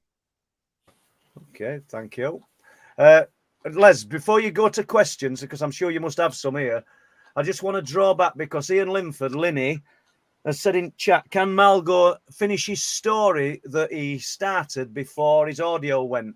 I'm sorry, guys, I can't even remember what it was, Mal. Can you? No, I can't remember either. Sorry. So yeah. Can I just pass a message through to you, Paul? Michael Kameron is trying to get onto the stream, but he's got to switch his camera on and he's got to switch his audio on. It's telling me down here. no worries. So if you can probably send a message back to him, we might be able to get him on for a very short period now, it looks like. Okay, no worries. It's all good. So, yeah, fire away then. So I'm going to try and do this. I'm not very good at multitasking, guys. So there we go. Let's try Well, once you're ready, Paul, I've got another story from Alien Bill to share. I think you should fire away with that one, Mal, while I just try and contact Michael Kameron. Okay. Well, we spoke earlier about ghosts underwater. We spoke about various types of ghosts. But obviously, we must not ever forget about the ghosts or the spirits of our beloved animals, our beloved pets. We're all dog lovers, cat lovers, whatever, and people mourn the death of our animals, sometimes more than actual people. So the story with this one, again, it relates to Bill Rourke. They had a lovely dog called Rocky. It sadly passed away in 2021. Now, Rocky's half Chihuahua and half King Charles Spaniel, and he was roughly about the size of a terrier. A couple of days after the dog had passed away, Bill's wife Vic saw him. Then Bill saw him out in the back garden, just running around the flowers. Now, skeptics would say, well, come on, it's they've lost their dog. They're still mourning. They want to see him, and maybe that's what it is. But Bill says, no, Malcolm, I'm aware of all that. He physically was there. And also, he's been lying in his bed, and then bang, the springs go down. The dog has jumped up on the bed, and nobody is there. Nobody's there at all. The dog was quite bad for scratching on the furniture sometimes, and sometimes they're looking at the television, then you hear a scratching again, looks down, no dog. It's been in the kitchen as well. On one occasion, Alien Bill was going down the stairs, and there, sitting at the foot of the stairs, was his wee dog Rocky, looking up the stairs with his wee head tilted to one side. And Bill just smiled, and he walked down, and it just disappeared. So the beauty of it, and I often say this in my lectures, that it's great to know that we will be reunited, not only with our loved ones who's passed to spirit, but also our pets as well. And that's a great comfort to me. Yeah. I suppose it will be to a lot of people, I would think. I mean, ghost. I hear people talking about ghost dogs but do we hear people talking about? You talked about underwater ghosts, ghost fish, and I'm probably talking stupid here, but what is it? Only animals that we as humans have loved that we see. Well, again, what piqued my interest in this was a book by, now I think it was John Spencer. John Spencer was he probably still is, a prolific researcher. He was with BUFORA, the British UFO Research Association, and he wrote a book, and I think it was John anyway. I hope I'm not doing him a disservice. And he spoke about all these animals. Mind you, it may have been Hilary Evans. Could have been Hilary Evans. He spoke about these squirrels going up ghostly trees. The trees had been cut down, but he could see these ghostly squirrels So I know that sounds preposterous, but I'm one of these guys. I'm not embarrassed to say to your lovely viewers and your listeners, these are things I've learned throughout the course of my life. And yes, it sounds crazy, but this is what people are saying. They do see spirits of squirrels and other animals as well. And we do have photographs, let us not forget, of ghostly dogs, which I show in some of my visual PowerPoint presentations. And that's the whole point of it, everything that we're involved in, Malcolm, that nothing's out of bounds, is it? I mean, the subject of UFOs now is talked about in mainstream, and it's accepted that these unknowns are here. I mean, we're not going to jump off the fence and say, yeah, we know what planet star system they're from, or we know what dimension they're from, but I think it's accepted that these beings of unknown origin are here interacting with us. Go on. Well, we're in a better footing now than we ever have been, Paul, with the Congress, the United States Congress, and the recent Congress hearings in regards to ufology. I mean, back in the day, 2001, in America, we had the press club. We had all these generals and Air Force generals and Navy generals all lined up, ready to talk about their UFO sightings. And I went, here we go, at last. We're going to get the truth. And it was yesterday's news. It didn't do anything. But since the Pentagon released those the footage from the USS Nimitz and Theodore Roosevelt, it's now a mainstream subject. It's now gaining ground. And the Pentagon saying, well, we don't know what these things are. So either they don't genuinely know, or they do know. And what they do know is that the Chinese, is it the Russians, or are they in cahoots with any alien intelligence, which for me is only speculation. I couldn't answer that. No. And I hope you don't mind me going back to this question before your audio went, but he's put it in block capitals and I can see it. Lizard have probably fired it at us or Sky shortly, but the question was that you were talking about, the woman was in bed and awake and her husband was asleep. She said, you won't believe me. Are we still on the same page with that one, Mal? Do you want to pick that one up? Well, I think was that the Devon case where I mentioned, that's what happened. Yes. So you never heard that bit. Okay. No, right, no, because so you'd gone off. Basically, I think that was, if Lynn saying it right, that's where you stopped. That's correct. That's correct. I was looking for a shilling for the meter for the show. So let me go back. I'll go back to that part. For those who's joining the show later and never heard the actual storyline, let me start from the start. The question originally was, is there a crossover between the paranormal and UFOs and all that unexplained stuff? And my answer to that question earlier was, yes, there is. I was dealing with a case in Devon in England a number of years ago, and this lady stayed in a farmhouse and she was getting lots of paranormal phenomena, UFO phenomena occurring around her farmhouse. So we're sitting chatting away in the living room, and then she started to say something, and she went, I says, what? It's okay, I don't want to say anymore. No, talk to me. I need to know everything. Don't be embarrassed. Everything's confidential. We're not going to give names out. Tell me, what was you going to say? You won't believe me. Try me. I've heard a lot of crazy stuff in my life. Try me. So what she said, Paul, was that she woke up one evening, bright as a button, about 2:30, 3 o'clock in the morning. She doesn't know what woke her up. She doesn't say it was a sound. She just bang. She woke up and she says, I wasn't sleeping. I was not sleeping. And when I looked down at the foot of the bed, there was a small grey being. Your typical 3.5 to 4 feet tall creature has been seen in close proximity to UFO sightings. Large pear-shaped head, black inky almond-shaped eyes, grey-blue translucent skin. He was to the left of the bed. To the right of the bed was a spirit child. She described the spirit child just like that TV show in America, Little House on the Prairie, where they wore these pinafore dresses and had pigtails. So here you have the crossover. Here you have, to the left of the room, a small grey being, and to the right of the room, the spirit child. And I forgot to say that the house was haunted as well.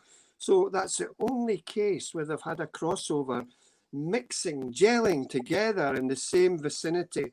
Now, what does that tell us? Does that say that they're utilising some form of, I don't know, the sphere, this dimension to cross over?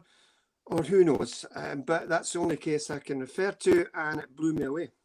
Or are they tricksters and presenting us something else? Now you're talking. The great trickster, yes, they could be masquerading. They could. I mean, as we know, we have these screen memories. People claim to see owls, and they're not truly owls. It could be small greys.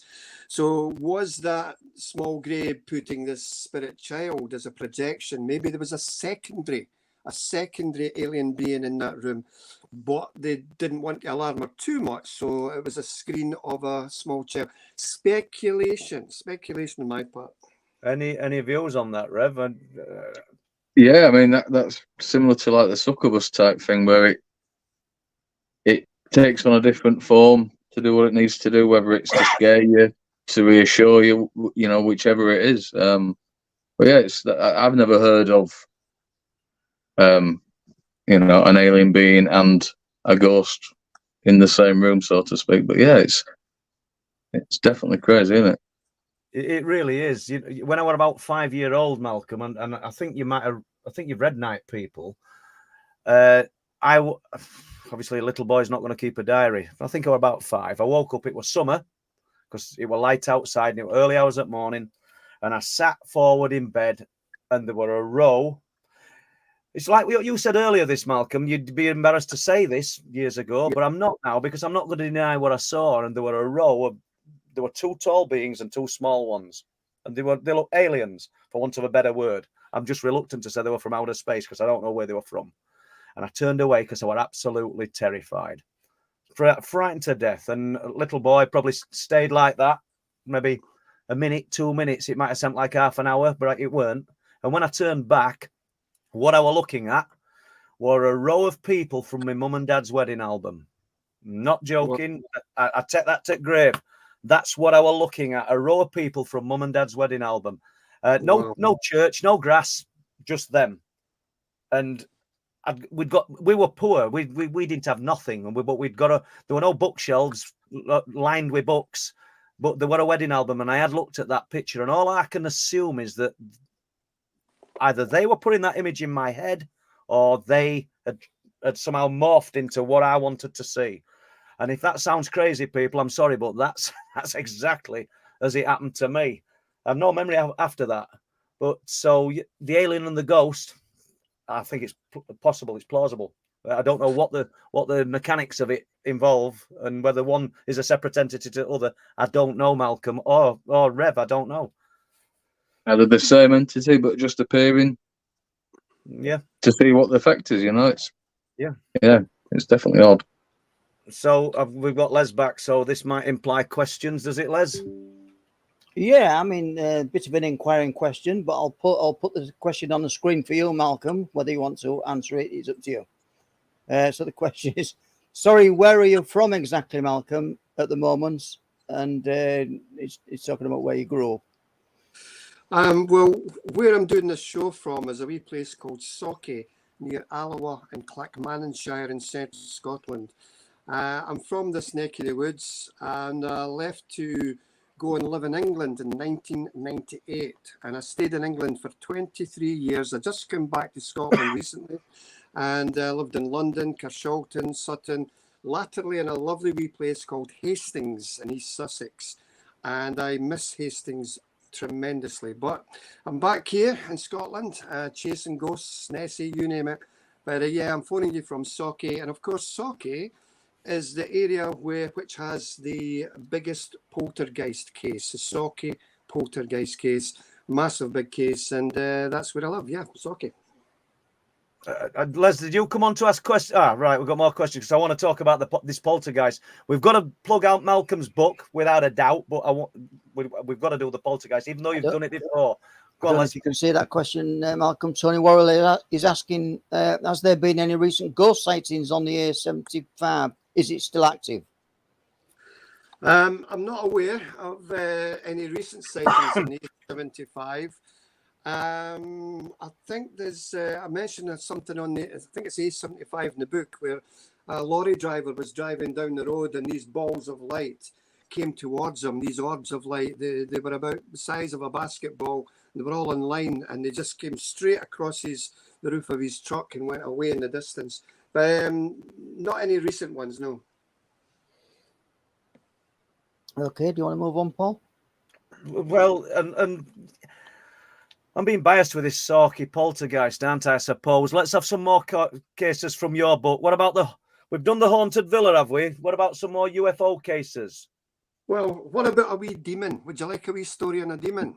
Yeah, I'm a little red demon when I get some sun on my skin. So yeah, let's do it. Well, again, it's because with these books, it contains lots of stories, not just ghosts and poltergeists, but we also have a story about a demon. Now, Stephen Bird, he's one of SBI's psychics. He's very, very good. I trust my life with the guy. So he told me that during the first COVID lockdown, I think that was 2020, I think it was, he was taking a walk down by the River Forth. Now, the River Forth sits at Stirling, or part of it does. Stirling's a big town in central Scotland. And he was just taking a wee walk, and he was talking to his spirit friends and just chatting away. Excuse me. And then suddenly his guardian angel said, "Be careful, Stephen. Something's going to happen. Be very, very careful." Now, he knows to trust his spirit guides and his guardian angel. And he knew that he wouldn't say that if he wasn't being truthful. And then suddenly, this portal appeared in front of this large hedge on Corton Road near Stirling, in Stirling area. And Steve describes it, it's like a vortex or a whirlpool of energy. And his guide said that this was a demonic entity about to step through. Now, I know this sounds fantastic and crazy on your show, but I mean, these are the type of stories we get. So you kind of picture in the scene, Stephen, this bloody good psychic, staring at this hedge. This portal's appearing, and out steps this creature, which he said it reminded him of that cartoon character. Do you remember the Tasmanian Devil? I don't know if you're old enough to remember that as a cartoon character on a TV show, kids' TV show. Probably too old. Yeah. So it was a wee bit like that, and it came out and it was rushing towards him. So what he did was he started to put this protective bubble of positivity all around him, this shield, for want of a better word, saying, "You are not coming anywhere near me." And then suddenly it stopped, and it realized it was up against something, and it just suddenly disappeared. Now, I mean, there are many tales from people the world over of demons and horrible entities, you know, and that's the nastier side, I guess, of the unexplained. And I just felt that writing a book of this nature, you've got to include these stories to let the reader know that, hey, these things exist. You know, the South Shields Poltergeist, written by Darren Ritson and Michael Halliwell. That's probably, for me, far better than the Enfield Poltergeist as a case. My God. Because people say, "Oh, ghosts and that, they can't harm you, can they?" Yes, they can. And the South Shields Poltergeist near Newcastle was a great example of that, where the householder had scratch marks running down his back. Michael Halliwell lifted up his shirt, and by God, you could see it. These deep gouges on the guy's back was suddenly appearing before their eyes. Now, some people, skeptics, might say it's a form of stigmata or a psychosis bringing it forward, you know, and who's to say not? But clearly ghosts or certain poltergeists do or can harm you. Yeah. So, and I'm not sure if we touched on it earlier, Malk. What about the loft and the imps? That is a massive chapter in the book, and I don't. Let's condense it if you want to, and if it's possible, for 5 minutes. Well, it's a case that involved some other researchers from England, Sean Cadman and a number of other people. I won't name them all, and they were involved with it. Actually, I was to get involved first. I was living in Scotland at the time, but I decided to pass it on to them because they were nearer. It's in Nottingham, in the centre of England, obviously. And it concerned an elderly couple who lived in this beautiful modern bungalow. My God, it was beautiful. And we have some photographs of the bungalow in the book. But the strange, typical poltergeist haunting things were happening. You know, things falling off shelves. There were footsteps running about the loft. There were these creatures appearing in the garden. It was witnessed by Sean Cadman, and we have a very bad, poorly reproduced photograph in the book of one of these creatures. And some of the researchers were there and were getting pulled out of bed as well. Now, the story in regards to the imps, for a matter of months, they had heard little footsteps. It sounds crazy. They had heard little footsteps running about the floored loft, and they decided to investigate. And one of the investigators went up. This little creature in Hold the loft. hold on, Mel. We just lost your sound there for a minute, mate. So one of the investigators went up. Can you hear us? Yeah, I can hear you now, Paul. Yep. Went up into the loft, and it was a small loft space, and he was astonished to see a horrible little gremlin-like creature, this imp-like creature, which was astonished to see him. And it just moved at speed from one side of the loft to the other.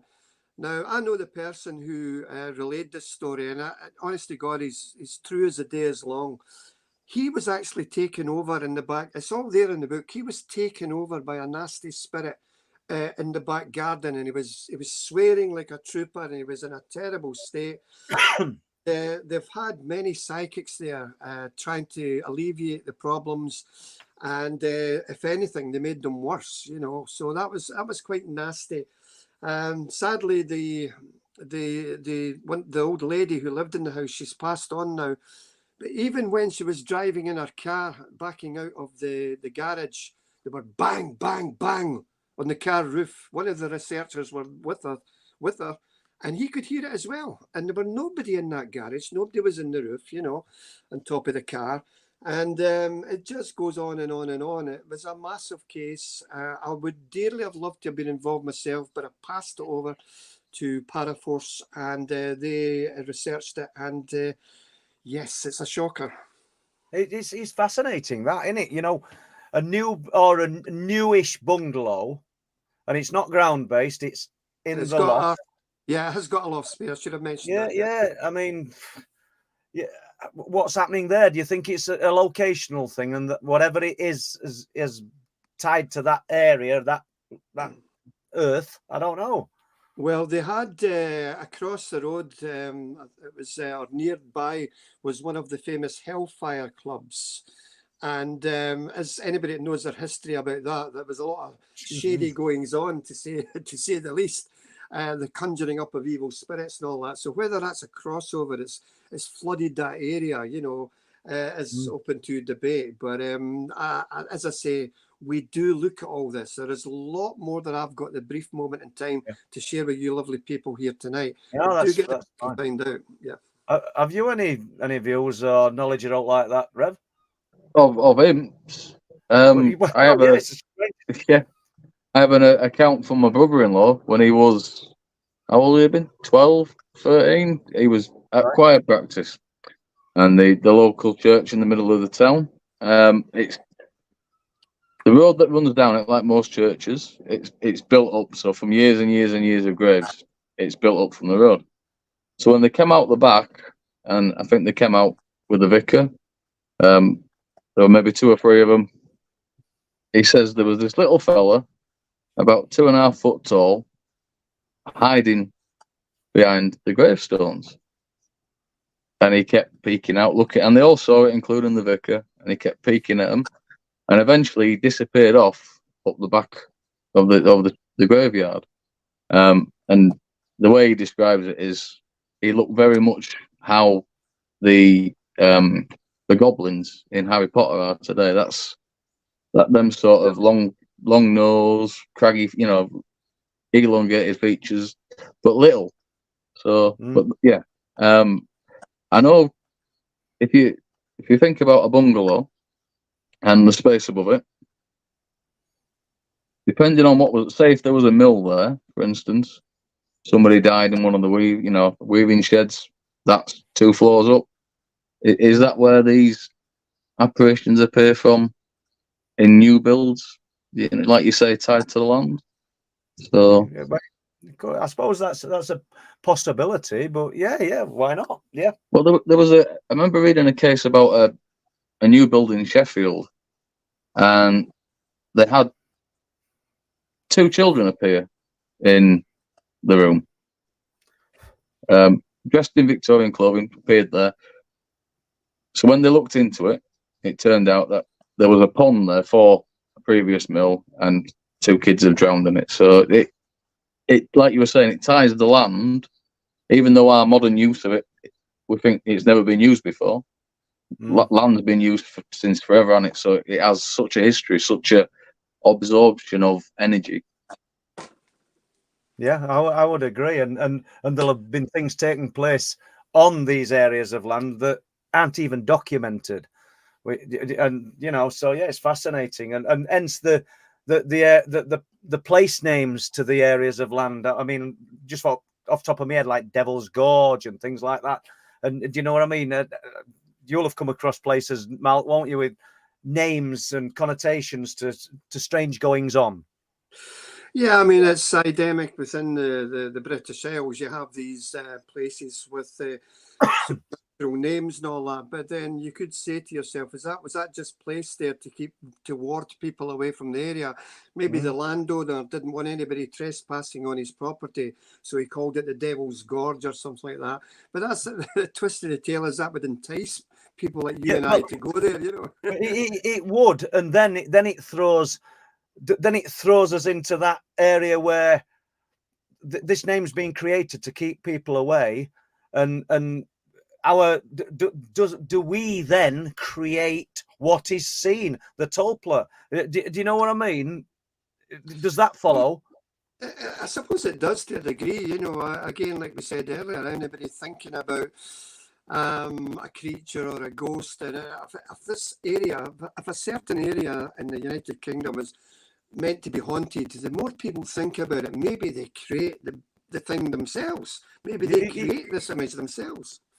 It's fascinating. I mean, our youngest daughter Laura came with girls this afternoon, 3 of them, and she's in the hallway, and Mary were telling her about the things that were happening in that house, and there's nothing happened in our house for Laura for years and years and years. And she said she turned round because she thought I were behind her. She thought I'd poked her in back. She said it felt like, is it just, I don't know, imagination? Or you think you're talking about something a bit spooky and you imagine these things, but it's strange, because we can go for years without anything happening. Do you know what I mean? Or Bob in top flat will come and say something's happened, or the person in middle flat said it odd times, and but it's not information that we've relayed to anybody.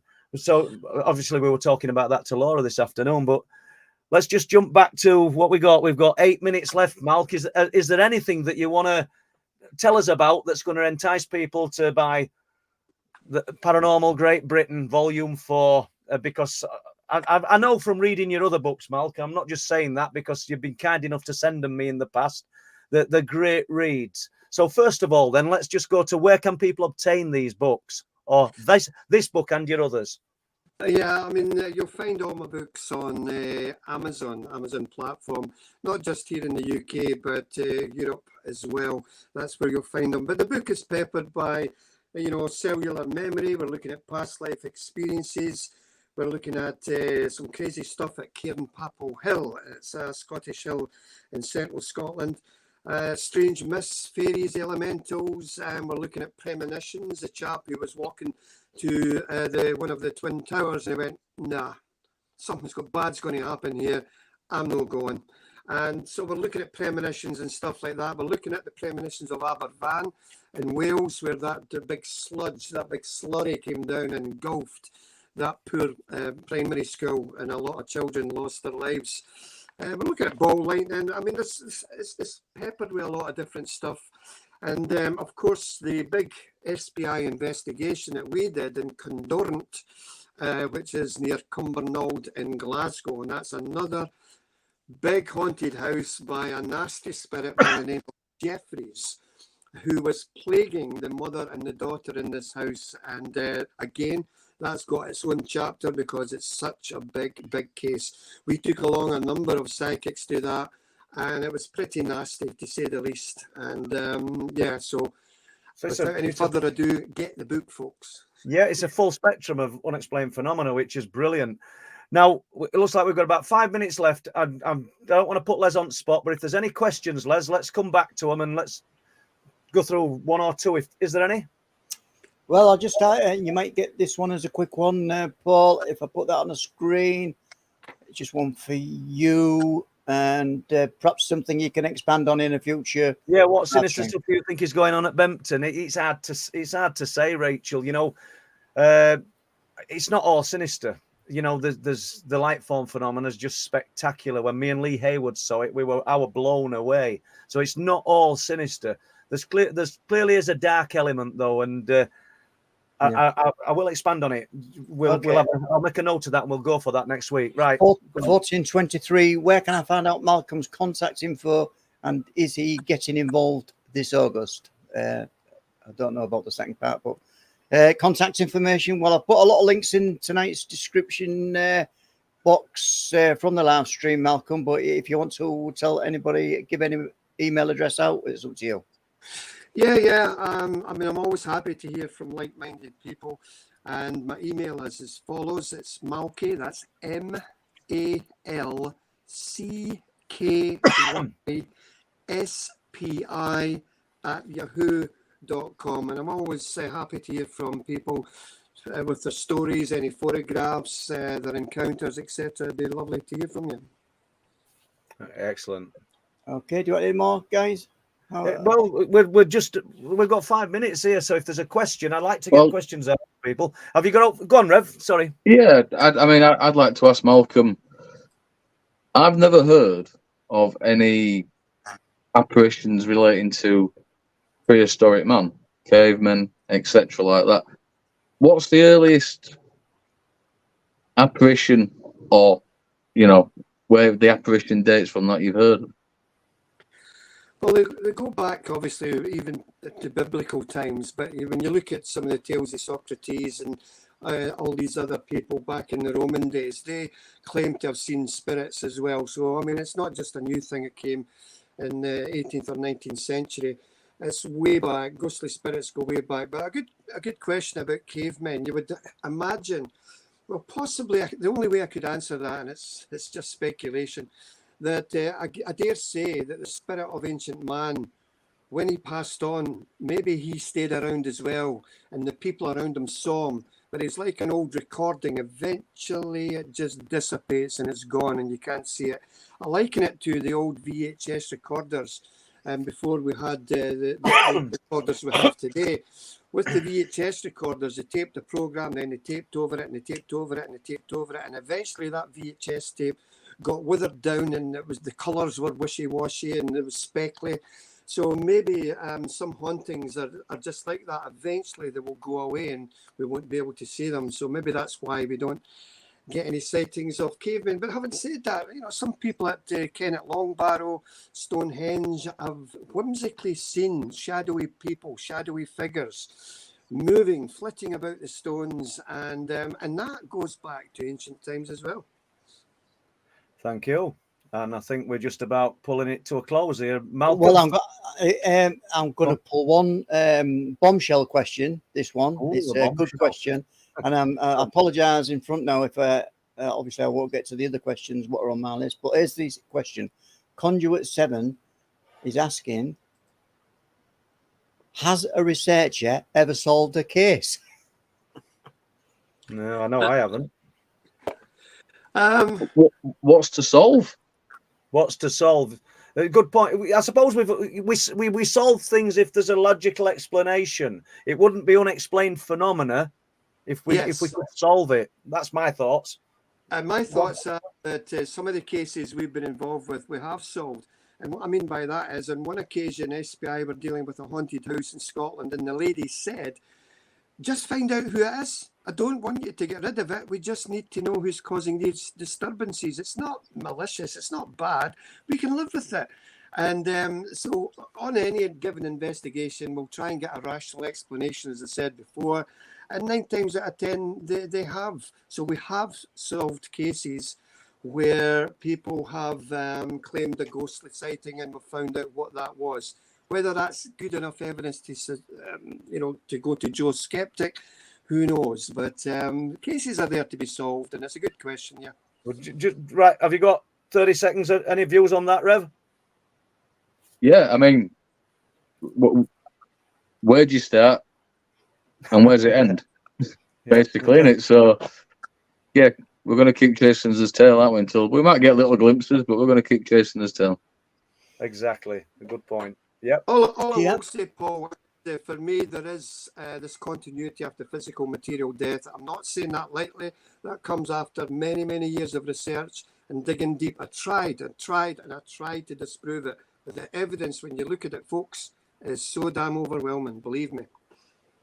Yeah, thank you. Well, yeah, and on that note, guys, looking at the clock, we are out of time. And even though we didn't get Malcolm's video, fascinating accounts he gave tonight, and thank you, Malcolm. We are on next week, I think, Paul, so that's okay. Yeah. So I've got to thank everybody. I've got to thank Sky for doing the moderating. Thanks everybody for being in the chat. I apologize again for not asking all the questions, but I'm sure what you've seen tonight, well, we're hoping you enjoyed it. So on that note, I'm going to say good night. Thank you. Thanks. Yeah. Yeah, and I'll let you guys sign off, and then it's all good. Thanks a lot, Les, for answering questions. Thanks, Sky. Malcolm, thank you. Give us 2 hours of your time. Brilliant. And as always, our good friend Rev, thank you. And over and out from me. Thank you. Good night, folks. Bye-bye. Good night. Thank you.